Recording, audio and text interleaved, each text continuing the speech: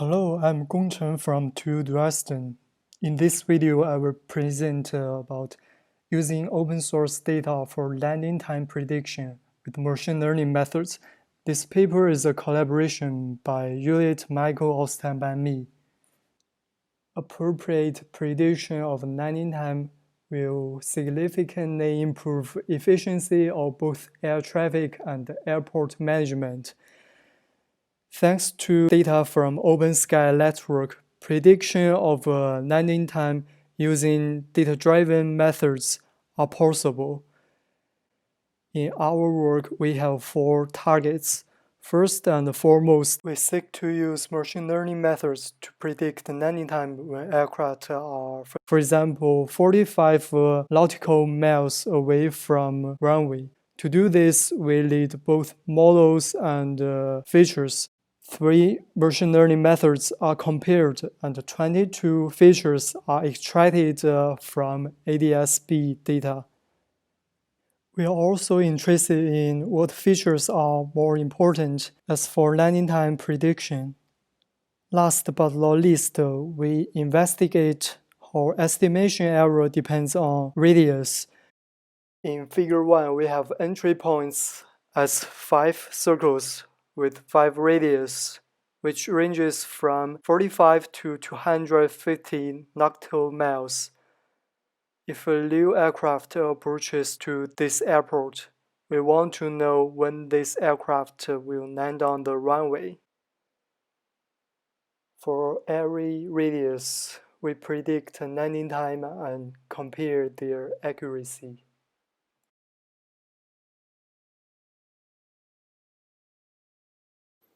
Many papers use data-driven methods on aircraft trajectory data. TACAS uses a combination of range regression and gradient boosting to predict gate and runway arrival time. And he concludes a successful prediction is a combination of both feature engineering and modeling. Chen compares random forest method with traditional traffic management method to predict arrival time.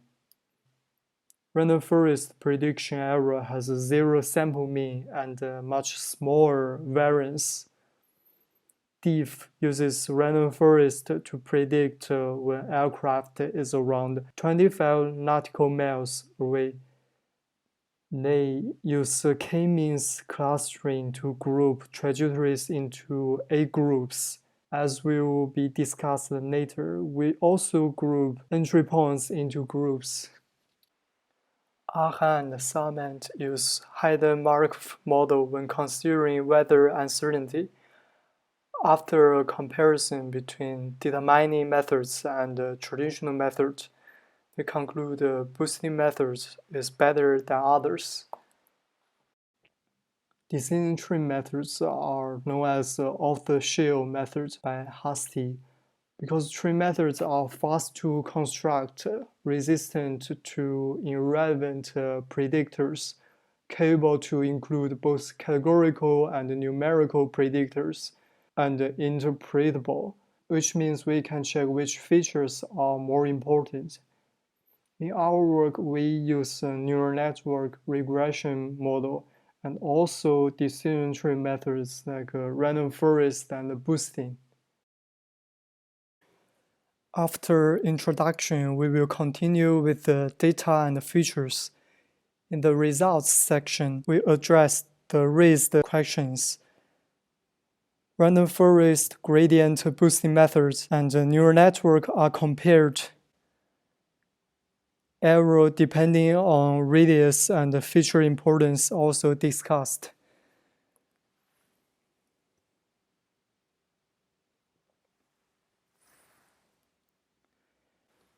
We used data from OpenSky Network at Zurich Airport in October. These data are downloaded using Traffic Package by Oliver 2019. Before modeling, data cleaning are necessary. Because these data don't have a column to indicate what trajectories are from the same aircraft, We add one such index column to indicate this information based on SAO call sign and first seen timestamp. For each radius, trajectory outside the circle are excluded. We only focus on the process from the entry point to landing. Some aircraft only pass by this region but never land, so data with no landing observations are excluded. We also exclude trajectories with entry point too close to the runway.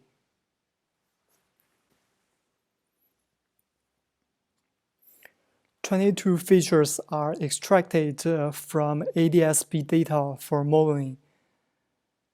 First, there are features directly from ADS-B data, such as location variables like longitude, latitude, and altitude, ground speed, track angle, vertical rate when entering the circle.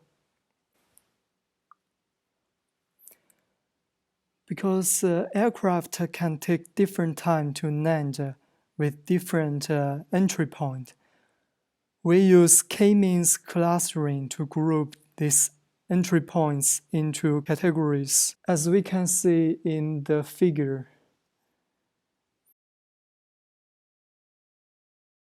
This figure shows density plot of landing time from 6 clusters. They show slightly difference in shape, mean, and variance, except for the cluster marked as green. Next feature, angle between tracks entering and landing. As can be demonstrated in these figures, some aircraft can directly cut to the runway. These trajectories take less time on average. And some other aircraft have different track angle entering and landing. This aircraft would take more time with a detour. Bunch of variables. Traffic density. Traffic are busy during some hours in the daytime, as can be seen in the density plot here. X-axis are 24 hours, and each layer denotes a day.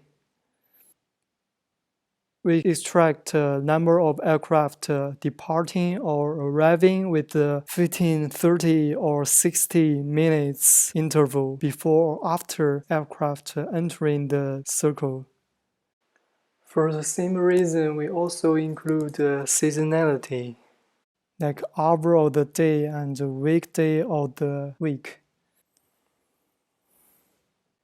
Weather information like temperature, wind speed, and relative humidity can also have impact on landing time. We use another open available data, GFS data, which has observations where the integral longitude and latitude intersects, and has a time interval as 4 hours. We use the closest observation temporarily and nearest observations near the runway with the pressure level as 1000 millibar. In the Pearson correlation figure, we can see how these variables are correlated. In this figure, categorical data like hour of the day, weekday of the week, and clustering are excluded. The last column here is the landing time. The landing time has more or less correlation with the predictors. Some variables are highly correlated with other predictors. Among them, there are strong correlation between traffic density variables. After all the features being extracted, 3 methods, random forest, gradient boosting machine, and penalized neural network are compared in Table 1. A random forest model grows a collection of trees by subsetting both observations and variables. Package Ranger is applied to fit a random forest model. Gradient boosting machine uses a collection of weak learners to construct a strong predictor. In our work, we use decision tree as a weak learner. Gradient boosting uses an iterative method. For each step, tangent of the cost function is fitted by a decision tree and update the model towards the optimal. XGBoost package is applied to fit a gradient boosting model. Neural network estimates by layers of units because a neural network is too flexible and easy to overfit. We add penalized parameter to avoid overfitting. TensorFlow is applied to construct a neural network. We still use here 45 radius as an example.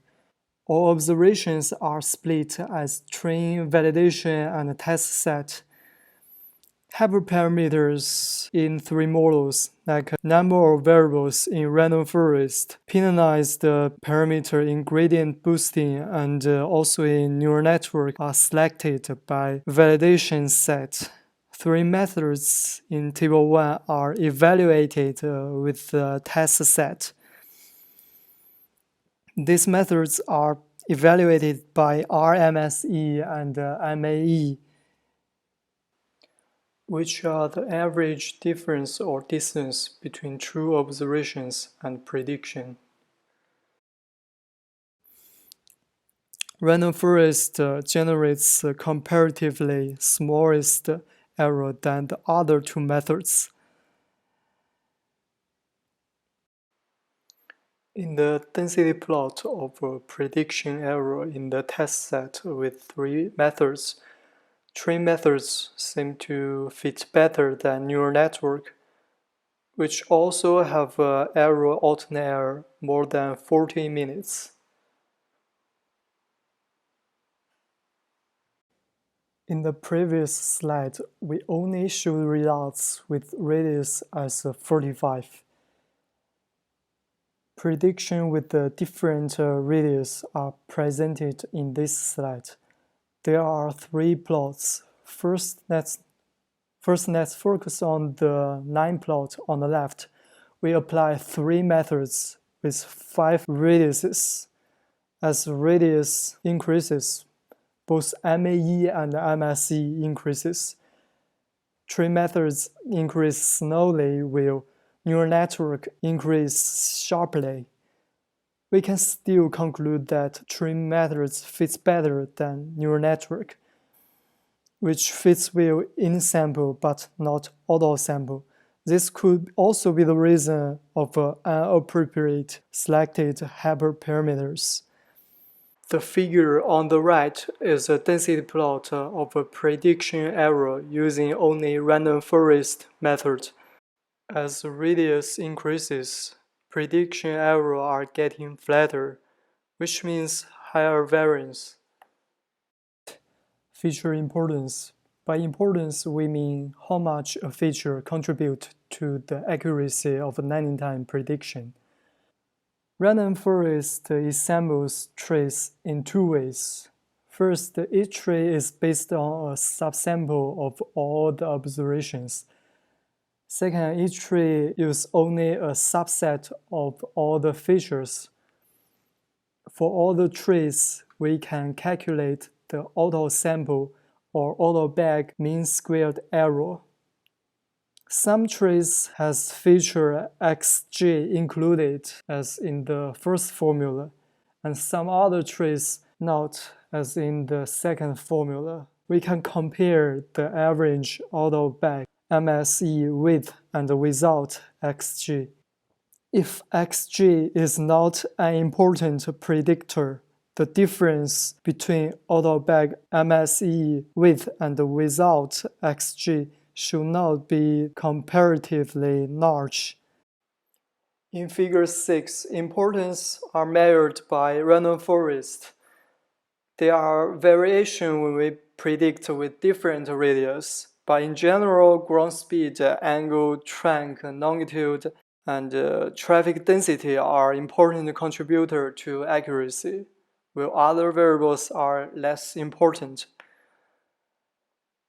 Whether information should have a considerable impact on prediction of landing time, maybe we should use some other data sources with denser observations. We are using unconditional importance rather than conditional one. Strobel recommends using conditional importance, which excludes contribution from other correlated predictors. For example, ground speed and vertical rate are correlated. Conditional importance of ground speed will have effects from vertical rate and other correlated variables excluded. We are interested in the importance as for the prediction accuracy. Effects of correlated predictors are also part of contribution, and we can guarantee to include all the features. Some information are not included in those 22 features. Even with the conditional features, we can guarantee to exclude all the other information. To sum up, we use data at Zurich Airport in October from OpenSky network. And we extract features out of ADS-B data and also weather data. We apply three machine learning methods to predict landing time when aircraft is, for example, 45 nautical miles away from the runway. The accuracy when measured by MAE and RMFC both in the test set can achieve within 5 minutes for all the radius. As for the estimation error depending on radius, when we want to predict landing time with a farther distance, the prediction error increases but only slightly in our case. Moreover, we also study what features are more important. As for prediction accuracy using random forest, variables like ground speed, angle, track ranks top of the list. Here you can find some literature we refer to. For the complete list of literature, please refer to the paper.